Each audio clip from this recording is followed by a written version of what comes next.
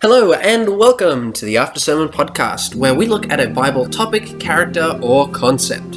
And today we're looking at the love of God in the Old Testament as we look at the sermon, Old God, New God, Mad God, True God.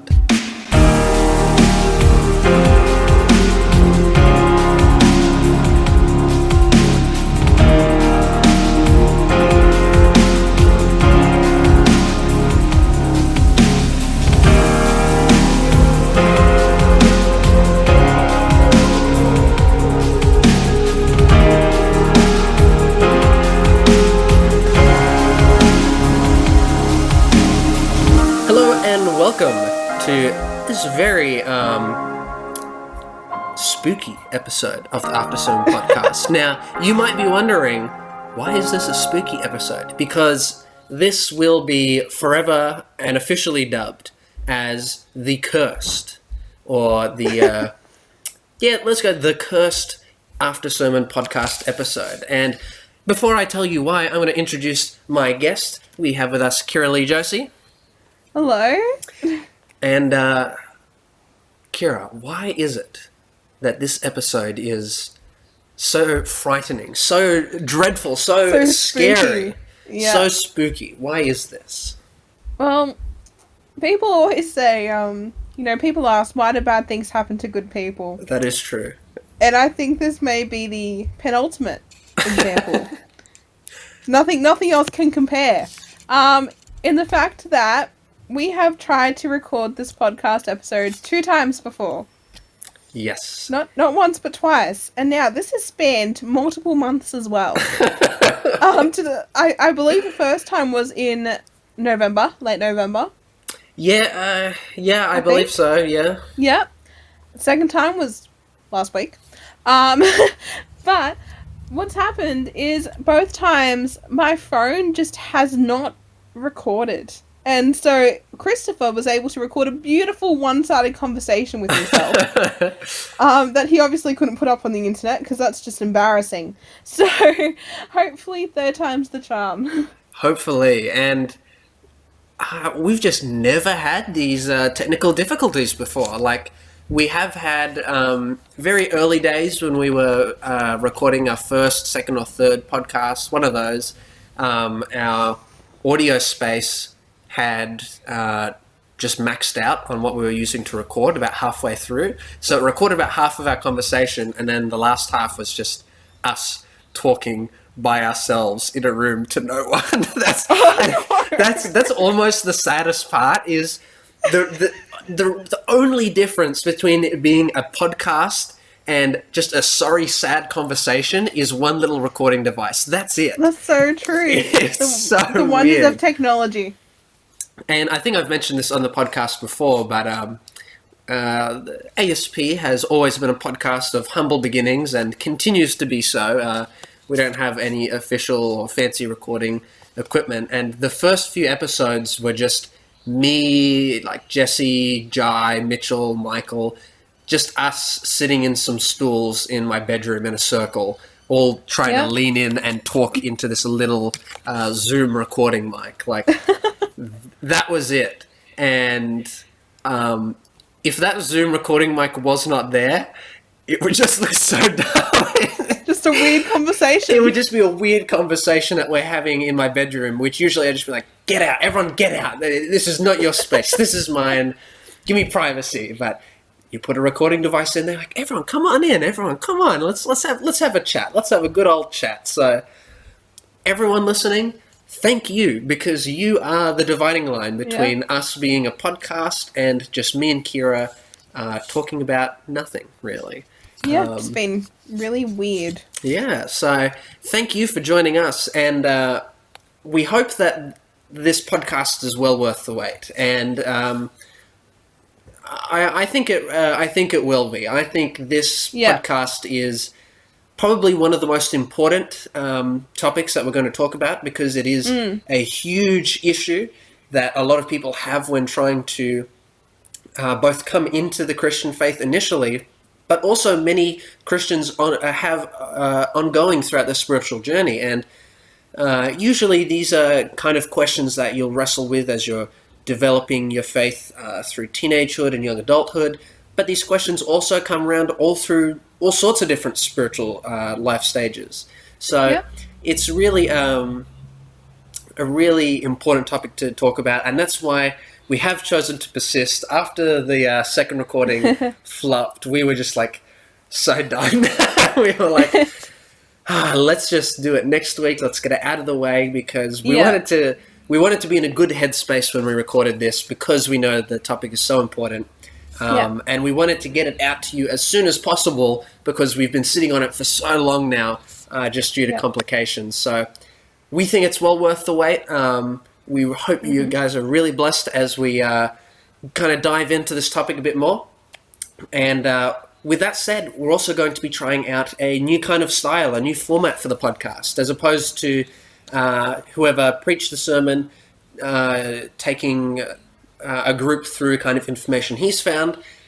Everyone involved in the podcast is going to kind of look at it from some different angles. They're going to look at the same topic, but search the Bible in different areas to find different perspectives and more richness and more depth from different aspects and different parts of the Bible. So we're going to try that out today. So Kira will be starting off for us, and then I'll be going afterwards, and we'll be having kind of a more of a conversational, as opposed to kind of a more lesson kind of guided podcast. So we're also keen to know what you guys think, so let us know in any comments, send us a message, do whatever it is you want to do.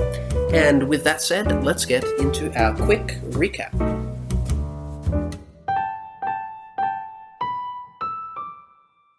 One of the difficulties in wrestling with one's faith is trying to reconcile what can seemingly be two different characters in the Bible, and that is the God of the Old and the New Testament. Hundreds and hundreds of years ago, a man by the name of Marcion looked at the Bible, and he believed that the God of the Old Testament only demonstrated wrath, anger, and vengeance, and that the God of the New Testament, portrayed through Jesus, was one of love, compassion, and mercy. And he believed that these two gods could not be the same person. And so he developed what would later be called the heresy of Marcionism. Now, the early church were very quick to demonstrate and to say that this belief system was completely antithetical to the Christian faith. In fact, to believe in this, one would have to completely change the books of the Bible. It affects the gospel, it affects the doctrine of the Trinity, it affects the doctrine of the second coming and of creation, as well as many other things. And so to believe in Marcionism was essentially to destroy the Christian faith.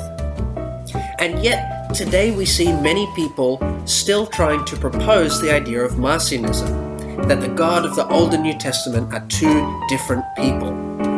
And yet, as we look at stories in the Bible, we see the love and the tenderness and the kindness of God portrayed from Genesis right through to Revelation in both Testaments. We also see the characteristics of God who shows justice, and he does show judgment, but all done in the context of his loving character. And so we see a comprehensive and fuller and deeper version of God's character when we take both the Old and New Testament together and allow it to show us the full love of God. So as we said at the beginning of the podcast, this is a very deep topic, and it's one that a lot of people wrestle through. And at the end of the sermon, I made the appeal simply to find a Bible story in the Old Testament and to look for the love of God in it. And I was really blessed enough. I had a lot of my friends from college come and see me preach, and we had lunch afterwards. And together as a group, we decided on a story, and we went through it looking for the love of God. And we went through the story of Sodom and Gomorrah, which that's a pretty difficult story when you think, just on the surface, when you think of Sodom and Gomorrah, you're probably not thinking about love when you read that story. And yet we were able to find it all over the place. So Kira and I thought it would be a good idea to kind of just do that with you listeners. Yeah. Basically, we take a story each from the Old Testament and have a look at God's love there. So we're going to hand it over to Kira, and she's going to take us through her story. Yeah.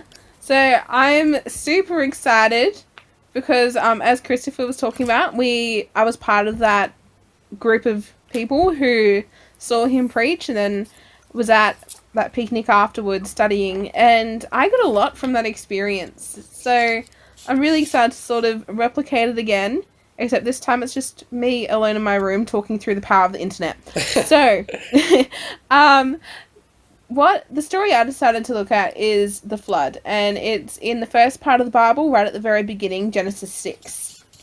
And I chose to look at the flood because it's a passage. It's a little bit that I find, well, used to find a little bit confusing. I enjoyed it, like I enjoyed reading it. You know, it's one of the first Bible stories you ever hear about. But then when I sat down and actually looked at what was in the story, I was honestly just a little bit confused. Mm.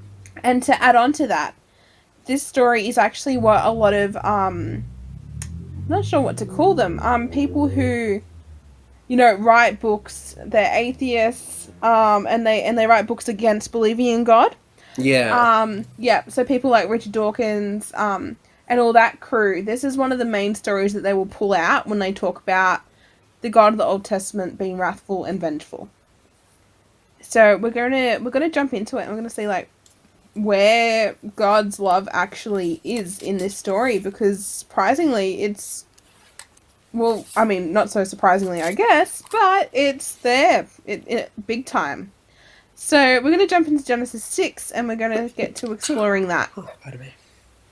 Good. So the chapter opens with and just saying that now there's a whole bunch more people on the earth, people are marrying.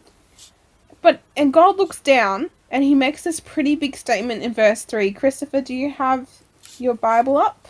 Yes, I do, and I'm reading from the New King James, but feel free to read along with whatever you have for listeners at home.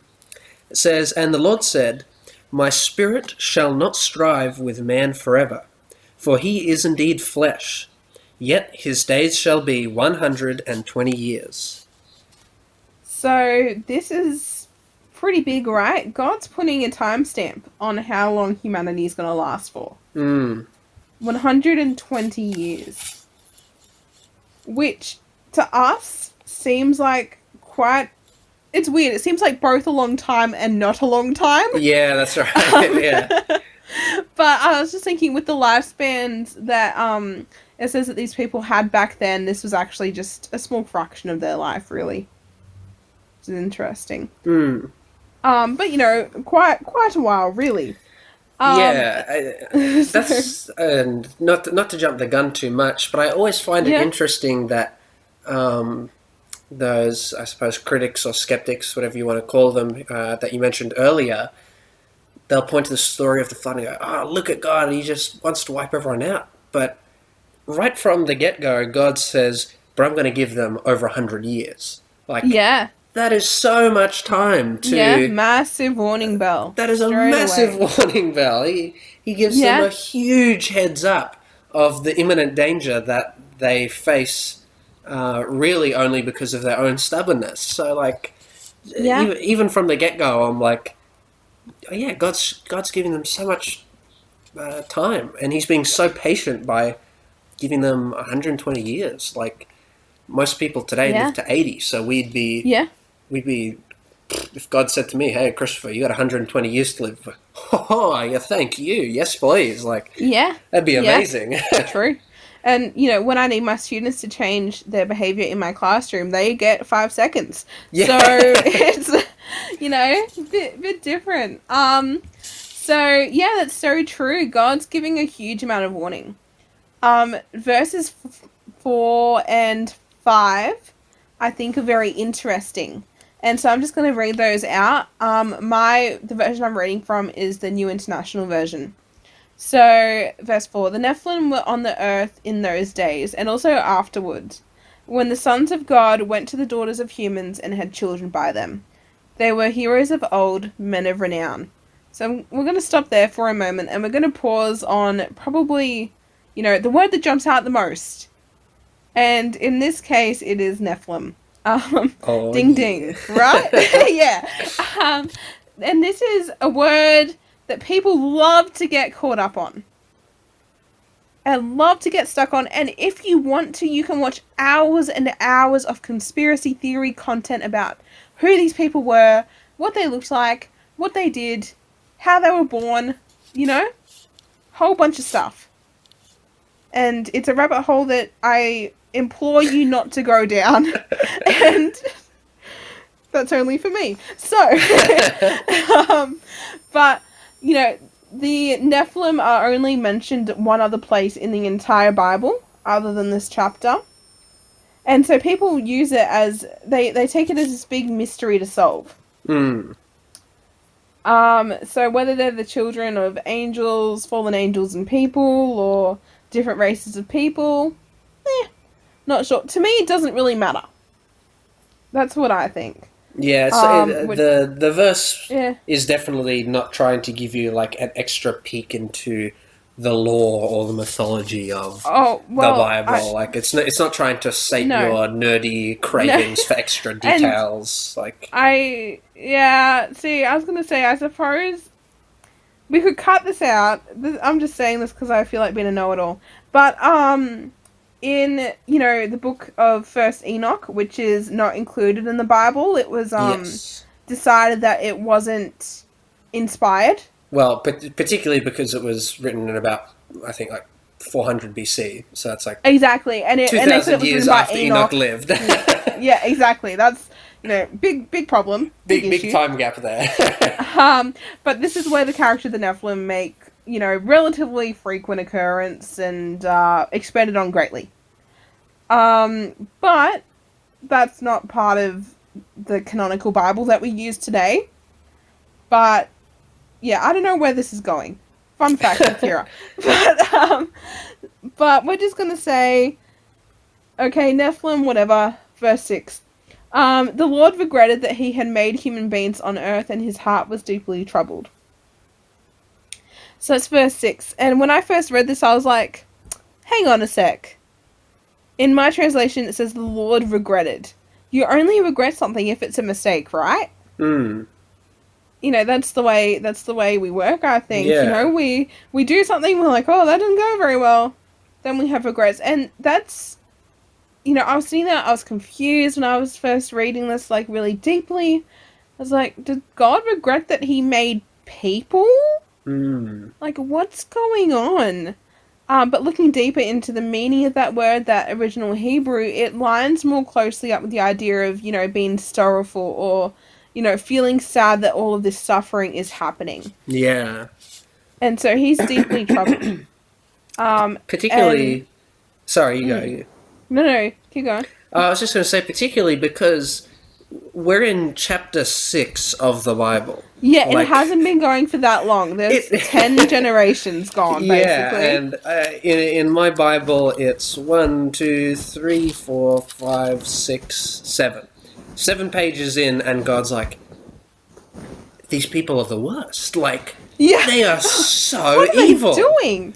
They are so evil. And in verse 5, it says, every intent of their thoughts of the heart was only evil continually. Oh, yeah. That is There's so good. bad. And, the point I forgot to make was with the Nephilim, and now I finally realized where I was going. Alright, humanity has a sin problem. Yes. Like, this huge sin problem, and whether that's, it's almost like this genetic issue at this point. It is so widespread through the people that not one person is doing that well. Like, until you find out later on, but, everyone's been impacted by this. It boggles my mind that God had to essentially press the reset button so quickly on the world and humanity. But this is what confused me, because in Genesis 3 verse 15, we have the first of what's called a messianic prophecy. Yes. And in the Old Testament, when we talk about a messianic prophecy, that's a little prophecy, so something that's going to happen in the future. And they're making this comment, and in Genesis 3 verse 15, which, did you just pull the verse up, Christopher? Yep. It says, I will put enmity between you and the woman. The you there referring to the serpent, who is Satan. Yep. Yeah. Between your seed and her seed, he shall bruise your head, and you shall bruise his heel. Yeah.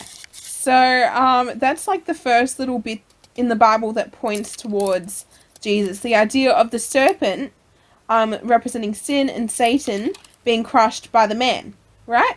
Hmm. And we've said that that man is Jesus.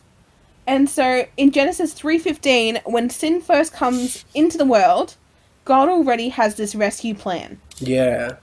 He already knows what's going to happen, and that's why I got so confused that God in Genesis 6 is seemingly like, okay, we're throwing the plane out the window. I'm done. Like, nah, Jesus, you all good. You stay home. Like, it's fine. Like, that's what always really got me, I think. Hmm. When I thought deeper about it, I guess as we talk about it some more, we will explore that concept a little bit more, but I just found it really interesting. Yeah, I feel sorry for Adam and Eve because I think this is a bit more speculative than dogma, but lots of people assume that they believe that Adam and Eve probably thought Cain and Abel were um, the promised Messiah, the seed that would come. And Yeah. so Cain has a really good name. I forget what it means, but it has a really good meaning. And then Abel comes from the word Hevel. And Hevel means mist or smoke. And the Oh, author of Ecclesiastes uses the word Hevel to describe what is translated in English as vanity. So he says, getting lots of wealth is vanity. It's like smoke. Who cares? It's nothing. And so, you got Cain, who's got this awesome name, and then Abel's just, he's gone. Like, who cares? And then both of them die. And then Seth is called Seth because it means God has appointed another seed for me instead of Abel. yeah. So, like, it's the idea that Adam and Eve probably thought that this Messiah was, like, going to be their kid, that the Yeah, Messiah was right they were around the hanging on. corner. Yeah. And you have the tragedy of Cain killing Abel, and then humans just keep proliferating, more and more and more of them, and we just keep getting worse and worse and worse. So, like, there's no real Oh, so sad. it's really hard to see any hope in this story at all. Yeah. Or Yeah, so I definitely in the guess, lead up to the story of Noah. yeah, and I guess the world's in this really dark place, and in verse 7, God's saying, I'm going to wipe from the face of the earth the human race, but also the animals, the birds, and the creatures that move along the ground. It's like, hang on, what did those guys do as well? And Caught in it the just, crossfire. yeah, guilty by association, and it just, but then this little introductory bit finishes with probably one of my favorite verses in the Bible right now. Verse 8 just says, but Noah found favor in the eyes of the Lord. Mm. And another translation that I've looked at says Noah found grace, Yeah. which I think is, the better translation, so we'll pick that one. And not, yeah, good exegeting. But what's really cool though is, can you get, ask for grace? Can you make payment and just buy some grace? No, not at all. Yeah, exactly. It just doesn't happen. So God chooses to give grace to Noah.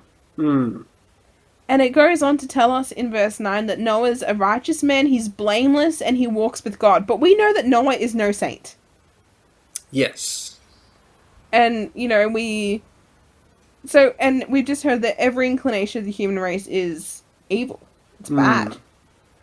And Noah also has some of this in him, right? Yes, yeah. He has this sin problem. It's affecting everyone around him and it affects him too.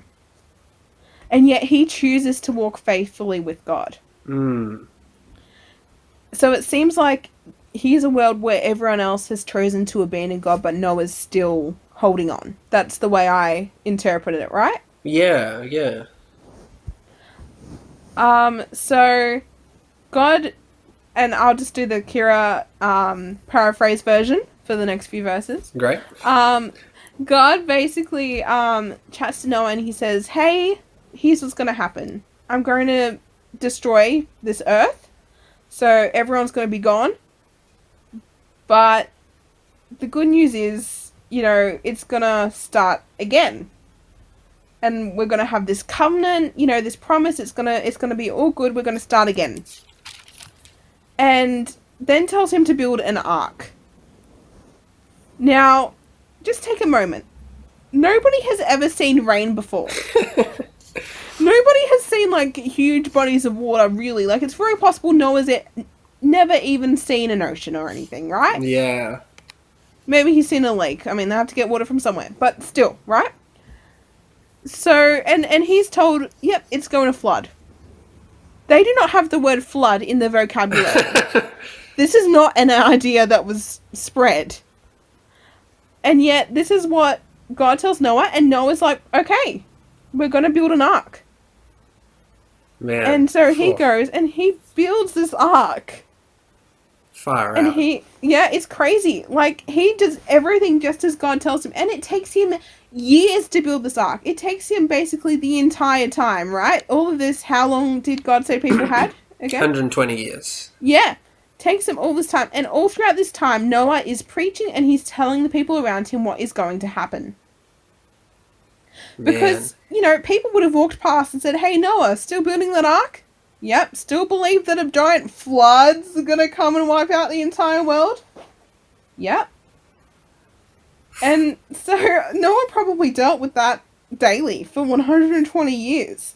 Being laughed at. It wouldn't have been a good time for him at all. I tell you what, like, the Bible, from what I can see, doesn't really show God talking to Noah really in between that time. I wouldn't be surprised I wouldn't be surprised if maybe God did, but if we're going just strictly off the biblical record we have, God talks to Noah once to say, build the ark, and then when the ark is finished, God talks to Noah again and says, all right, time to load up the animals. Yeah. Can you, by year one, I would be, doubting, going, yeah, did I really hear, the voice of God? And is this really what he wants? Yeah, and this is not just Noah. This is his wife and his sons and their wives as well. So he's leading a family. Man, that's can you imagine? Can you imagine like family worship that night? I was so. I love my dad, but if my dad just started building an ark and said that God told him to, I would be asking some serious questions. But so Noah's preaching for this 120 years and probably preaches the least successful evangelistic campaign.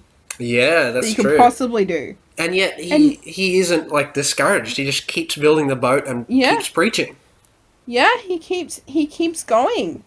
And that's actually, I think a huge inspiration because it's so easy for us to get discouraged when things don't go our way or we're working and it looks like it's not getting paid off at all. But Noah just keeps going. He's going and going. It's pretty cool. I really like that, actually, because, Noah in total makes 0 converts. Over 120 years, not one extra person gets on that ark apart from the 8 in his family. And I mean, we get really discouraged when we hold an evangelism seminar and we get 2 people who come into the church and we're like, oh man, it would have been cool if we got another 20. And it's like Noah didn't get 1. And it's not because he was a rubbish preacher or anything, probably. Yeah. In 2 Peter chapter 2 verse 5, it actually calls Noah a preacher of righteousness. Wow, okay, cool. So he's, talked about later on in the Bible as someone who preached and shared and talked. And man, that is very inspiring. Yeah. Yeah, so it's, huge. So, a question for you. We've talked about the fact that Noah, despite hearing the direct voice of God perhaps infrequently, kept his faith. Despite being ridiculed on a regular basis, he keeps his faith. And despite having 0 converts and by all rights should be discouraged, keeps his faith. What do you think it is that made him persevere through all this? Because I'm looking at him and Yeah. going, how do I Yeah, get why? this? This is amazing. Yeah. How do I get this type of perseverance? What do you think it was? I'm going to throw it back to verse 9 when it says that Noah walks faithfully with God. Mm, I imagine that maybe if Noah wasn't hearing God's voice, I think he still felt God's presence. yes, yeah. And so if you're walking faithfully with God, you are reaching out and you are talking and you are asking for God's presence in your life. And that, I'm sure Noah had his days where he was discouraged and he was down, because I don't know how you would not be. But I guess it's just that whole idea of getting up and keeping going and going on with God, even Mm, when maybe it's not that clear where God is at the time. Yeah, yeah. what do you think? I don't know. That's why I Yeah, asked. yeah, true. I think that's good though, because the walking with God parallels Enoch. Yeah, We're right, told that Enoch walks with God, and then yeah, he gets whoop whoop whooped up to and heaven. he's So one of 3 people who was taken to heaven, and we get a verse about this man. yeah, I know. Yeah. That's So always so confusing. and But yeah, I was just thinking. I just thought of this nice verse. I think it's in Hosea, where God talks about Israel as a child, and God says, like, I wanted to walk, hand in hand with you. From day one, I've been teaching you how to walk like you're a child. All these metaphors as God as this loving father, and He says, hmm and basically, like, he doesn't say this, but I'm kind of filling in the gaps. He basically says, and then you became an angsty teenager and you ditched me. Like, oh, and that's so true. yeah, but like, I'm kind of trying to, fit those two verses in together. How walking with God is what kept Enoch and Noah so faithful. And later Yeah, on in the Bible, that metaphor of walking with God is used to describe like a father walking their kid, teaching them how to walk. Like, for example, when you're a kid, you're not allowed to cross the traffic lights unless you're holding onto an adult's hand. And I kind of like that picture of being dependent on God, treating Him as that father that you come to for help, that you rely on. Because if Noah and Enoch were trying to do all of this in their own abilities, they would have failed. It had to be mm, with God's help that it was done. That's the only way they could yeah, have got it done. yeah, for sure. And just to kind of, sorry, this is my fault that we've kind of gone a bit off the topic. So to bring it back into focus, that offer to walk with God was not restricted or limited to Noah and his family.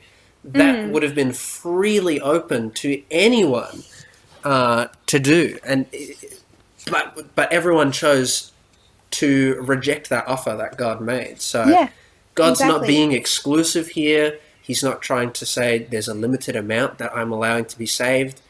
The offer's there. Noah is preaching that offer on a daily basis, and yet people rejecting the love that God is trying to Yeah, convey here. yeah, for sure. And I guess just to bring it back to one of the major things that I actually found out in this story that really changed the way I viewed it in my mind is that in the same way as Noah was calling out and telling people to, change their ways, something's coming, something's big, it's gonna, really, it's like a judgment, Hmm. right? And it's like the final judgment that we're told is going to happen, and it's talked about all throughout the Bible. And in the book of Matthew, in chapter 27, it says that when Jesus comes back, just before Jesus comes back and, does that final judgment, it's going to be just like it was in the days of Noah. Hmm. So, with that sin problem, with that evil going on. And there's a quote from John Calvin I found that I actually really liked. He said that if the whole earth was not overwhelmed with the deluge of waters, then it would have been overwhelmed, and it already was, with wickedness. Hmm. That And is a so good quote. there was gonna be that flood either way. Yeah. Either way. And eventually there's gonna be that judgment.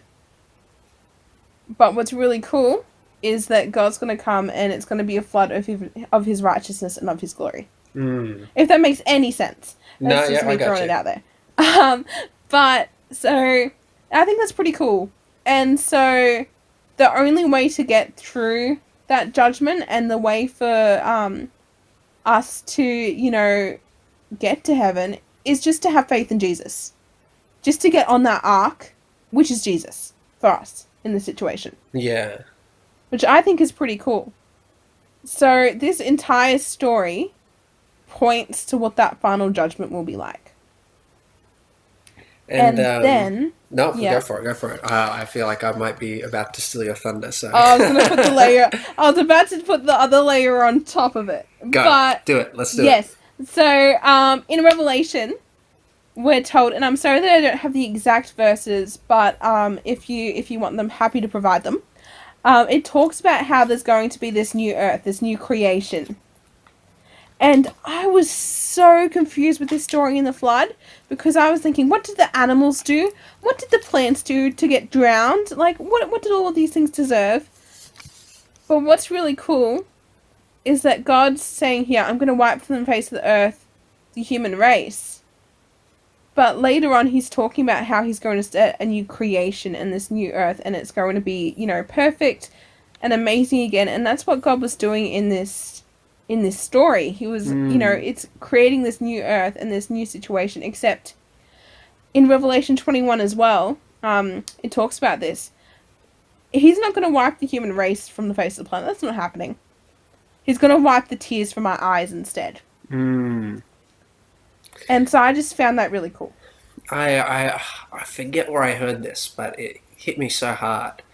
Um, this was at summer camp, I think. So we Oh, probably okay. both heard this then. Um, that in that verse, we're told that God wipes away the tears from our eyes. And yet, this is a sad day for God as well. Like, the fact that there are so many who have not chosen the grace that He freely gives and Mm, choose to rather die than to spend eternity with Him. That breaks the heart of God too, because these are His children. These are people made in His image who have decided to not choose life. And yeah. while God is wiping our tears, no one is wiping the tears of God. He is taking on that sorrow and that pain himself on that day. And it just goes to show you how the natural character and instinct of God is sacrificial love. He's always willing to take the burdens of other people so that Mm, they can have life and joy. So, yeah. yeah. And I'll just throw it out before I think we wrap up on this story. But just in case someone says, Kira, Christopher, a lot of people say that this story didn't even happen. I'm going to throw out just a little bit to show you that it did. So, a lot of people look at the first 12 chapters of Genesis and just wipe them all out. They say it either didn't happen the way it was described, or that it's completely metaphorical. Mm. So they don't. A lot of people who take this point of view would say that Noah didn't even exist, or that maybe he did exist, but this didn't really happen. There wasn't an actual flood, or it didn't take over the whole world. But I would just like to point you to every culture on Earth. Mm. Every ancient culture has a flood story, Yeah. and so the Epic of Gilgamesh is out there as your Indus River Valley story. Your Egypt has a story. Every culture has a flood story. This event happened, and it was on a global level. It's gonna put it out there. It really happened. There really was a man called Noah who walked faithfully with God. And yeah, that's just what I wanted to throw out, just in case, you could write this off as saying, no, but this didn't really happen. Mm. And I think you need it to be a literal historical event Yeah. in order to have a precedent for the final judgment being a Yeah, literal that's and it. historic event, as well as the recreation of the earth.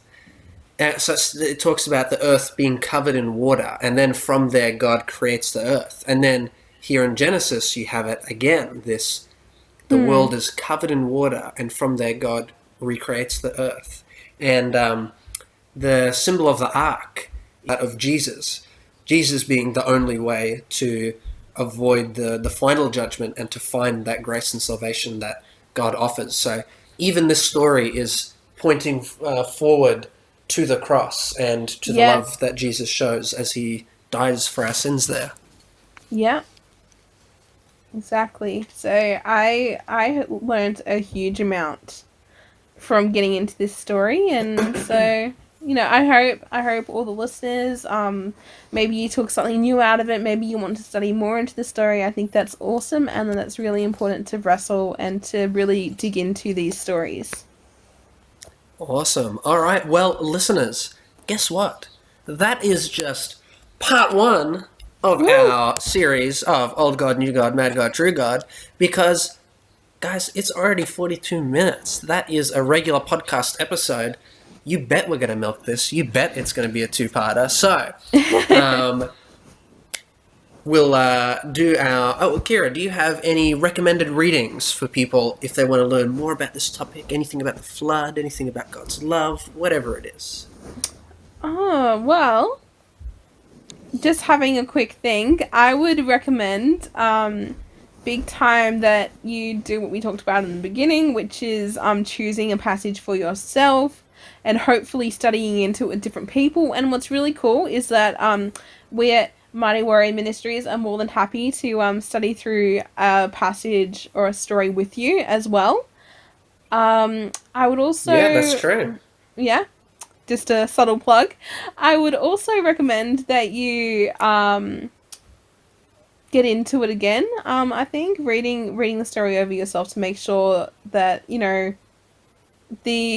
that you've really got it. You've got the point. It's making sense, because we can tell you what we think is going on, all that we want, and what we've pulled out from it. But it's really important that you're not just taking our ideas, but that you're reading in there and really seeing what's there and pulling it out for yourself.